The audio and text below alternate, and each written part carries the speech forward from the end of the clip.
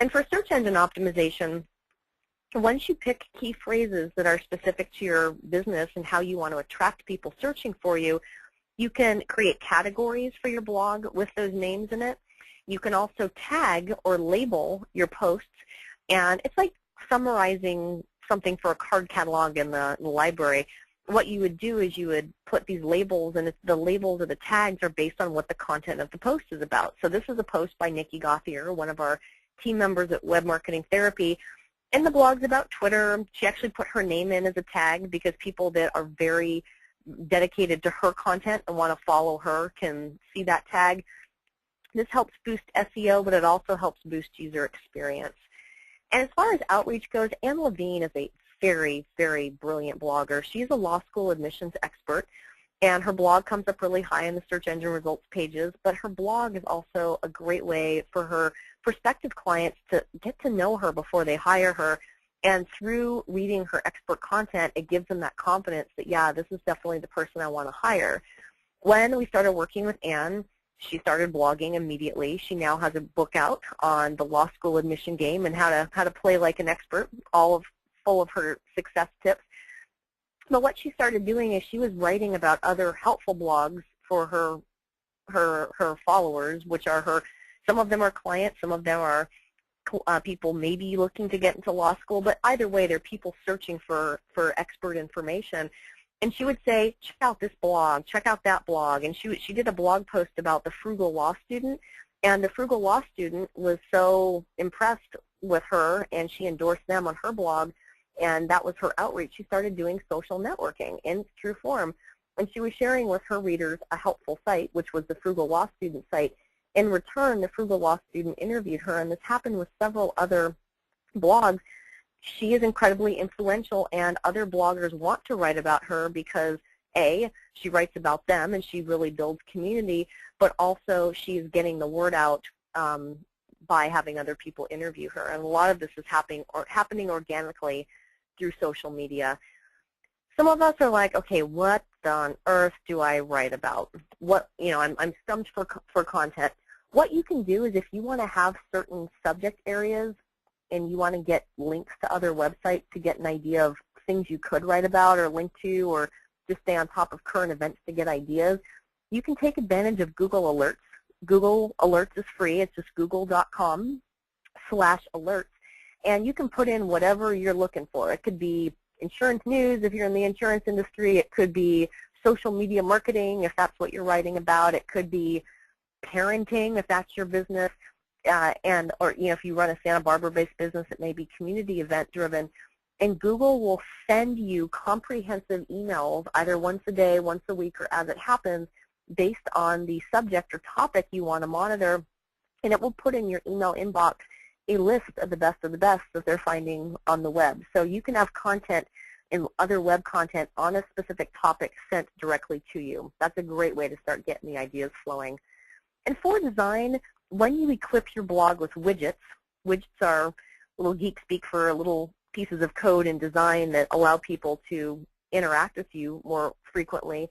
These widgets can help people follow your blog, subscribe to your blog. You can even have widgets with your Twitter and your Facebook and your LinkedIn on your blog so that if people are on your blog, they can also engage with you on social media.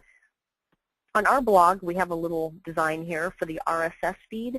RSS stands for Really Simple Syndication, and this Really Simple Syndication gives someone the option, instead of remembering to go to my blog every time they want web marketing advice, they can subscribe, and through a technology called a Feed Burner, which is free from Google, it's feedburner.com, you are able to set up this technology that will allow people to put in their email address or their reader feed, and your content will automatically go to them as soon as you post.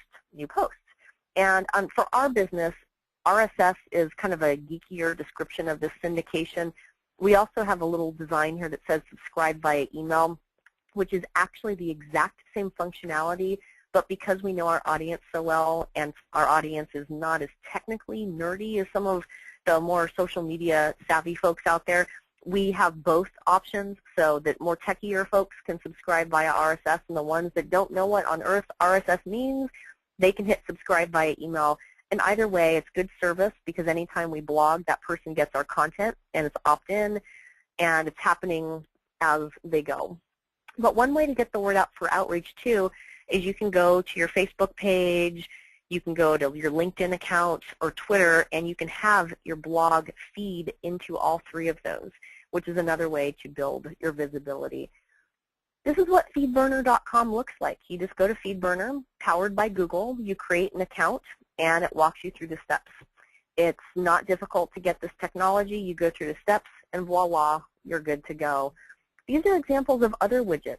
So this is Charlie Kimball's blog, and at the end of every blog post, he has a technology from addthis.com, at ADDTHIS, like add this widget.com. And if someone likes this specific post, they can share it, bookmark it, or anything. And this is a widget that helps Charlie's fans help him and help themselves by being able to interact with the social web with the little visible icons that are very familiar to readers. Also on his blog are links to his other social media profiles. You can find him on Facebook and on Twitter and LinkedIn, and these buttons all link to their respective pages, allowing the blog to become a social media nucleus. It becomes that foundation that links to everything else. You'll start to pay more attention when you're reading other people's blogs of how this stuff works. And for search engine optimization, a best practice is to use descriptive keywords. Like in some cases, like I'll show you an example. We did a social media experiment, and we did a blog post to help get more search visibility on the phrase social media marketing Santa Barbara. Use that in titles and in your text, and also in links whenever possible. So the title of your blog post often automatically becomes the URL as well, which boosts your search engine visibility. And you write for your readers first and the search engine second. So you want to hook your readers up front with a very clear headline of the what and the why of your post, because our web surfers, they're scanning, they're not reading. They're going to scan first to make sure it's interesting, and if you catch them with a good headline or title, they'll keep reading. And you really want to make sure through smart key phrases and through relevant content that you'll be really building your credibility and visibility and readability. And think about it. If you did a blog post that said, read this, or this is good, well, that doesn't really give the reader a clue as to what they're reading or why it's good. It might now, if it was about social media marketing tips you've got to read, say social media marketing tips you've got to read. Get familiar and get savvy with putting in those key phrases.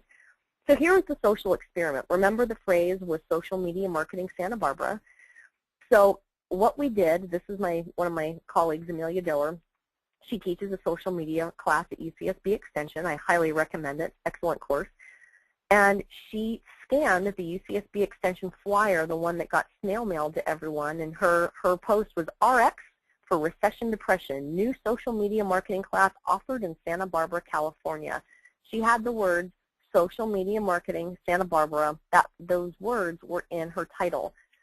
Very simple blog post. She actually just used an image. She didn't write a whole lot of text, but she wrote some, but she used the picture to immediately get a reader's attention, and she used a good caption. Have your sales gone to the dogs? Check out UCSB's new social media marketing class. Within a day, this blog post came up number 2, next in line from UCSB Extension itself in the search engine results pages. And blogs are really, really friendly to search engines from the coding, the architecture. And if you look at this page, the search was social media Santa Barbara. You'll see in the description, social media Santa Barbara is bolded, and you even see the URL, social media Santa Barbara, in the green. The words from blog technology end up getting populated into the URL, which boosts search engine visibility, which is really important that you use your key phrases in the headline or title. And another way to build outreach is to get your blog listed in Technorati. Technorati is a blog search engine. It has a whole bunch of social media content in here, and it's unlike Google. It's a niche-targeted search engine that really focuses on blogs and photos and videos. And the more popular a blog, the higher the authority rank. So it's good for you to get your site or your blog listed in Technorati. And as far as creating an account, you just need to sign in and sign up, and it allows you to submit your blog. And also, don't forget about syncing up video and blogging. You can become a vlogger, short for video blogger. And this is Danny Spies. She's a health counselor and fitness trainer, and she's a great recipe guru, and she's all about realistic recipes for a nutritious kitchen. And she videotapes herself cooking, and she'll tape, and they're done in her house, in her kitchen, but the content is heavy on video, and she has YouTube video subscribers, blog followers, and it's like watching TV on this really useful, effective website. So that is one other way to build content and get the word out. When you begin blogging, you want to leverage your assets. And yes, you want to become a blog babe, become a babe in cyberland. You can use your unique organizational distinctions, communicate value to the reader. The reader doesn't want to hear about why your company is the best. They want to hear about what's interesting to them. And if your company offers technology that helps them do their jobs better or be a better parent or whatever, share valuable content. And sometimes the content isn't all written by you. It may be a link to another video that's helpful. The more content you provide that's valuable, the more people are going to come back to you. You want to make sure you serve your market, and when you have a theme that's bigger than you, you're making sure that you serve your niche and not just self-serving blog content.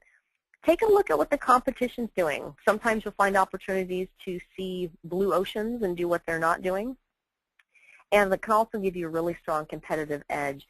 And don't be afraid to have emotion, whether you're passionate about something or you blog in a more conversational tone. It is the power of our personal, voices and our personalities themselves that can shape business. And organizations are going from being just these big organizations to actually becoming authentic folks. And our blogs can become a great way to really tap that social marketing power. And that voice becomes something that is amplified throughout the influence economy to brand, to build, and to boost business. And so when we're blogging, we have a clear theme, number one. We want to have figure out what our voice is. We want to connect with our content. We want to have good design. And we want to make sure that we're doing strong keywords and phrases for search engine optimization. And last but not least, you want to do really good blog outreach. And you can go to Facebook and have your blog feed into Facebook, and that's done with a tool called networkedblogs.com. You can go to twitterfeed.com, and your Twitter account can, anytime you have a new blog post hit, it'll automatically feed to Twitter. In your LinkedIn account, under applications, there is a way to feed your blog in. And those are ways to do one blog effort, and it will automatically go to 3 additional places. So think about in marketing to tell them what you told them, and tell them one more time, and make sure that you're using your blog to share helpful information, to connect, and to accelerate your business. Blogging is a brilliant way to build business. Think about blogs as compounding interest. When you have a stock or a mutual fund, you're putting money away at it bit by bit by bit in small increments, and over time that investment compounds over time. And so when you're blogging, you're putting valuable content out there, and little efforts make a big difference, and you can look back and really have a huge content arsenal out there that the search engines are picking up, that you can go look up for customer service tips. I find people ask me questions all the time as a marketing therapist. Hey, Lori, how did you get your email signature to look like that? I go to my own blog, and this is a true testament. I go to my own blog, and I type in email signature, and up comes these blog posts that talk about ways to make your email signature better. And I'm able to, and I may not remember the technology I used to do it, but if I blog about it once, and even if I do it 2 years ago, I can still pull that and say, hi, thanks for emailing. Here's the answer to your question. And I'm able to save myself time. I'm able to do good customer service. And it's also content that gets picked up in the search engines to position me as the expert that I am. And So on that note, remember that healthy marketing equals wealthy organizations. All of you are experts in your field. Don't be afraid to share it, and don't be selfish with your expertise. Put it on your blog, educate, empower, inspire, and find a way to connect with your content. So I'm Lori Thomas, marketing therapist with webmarketingtherapy.com for the Scheinfeld Center for Entrepreneurship and Innovation. Continue dreaming, continue planning, and when you do that, you will continue to profit. Have a great day.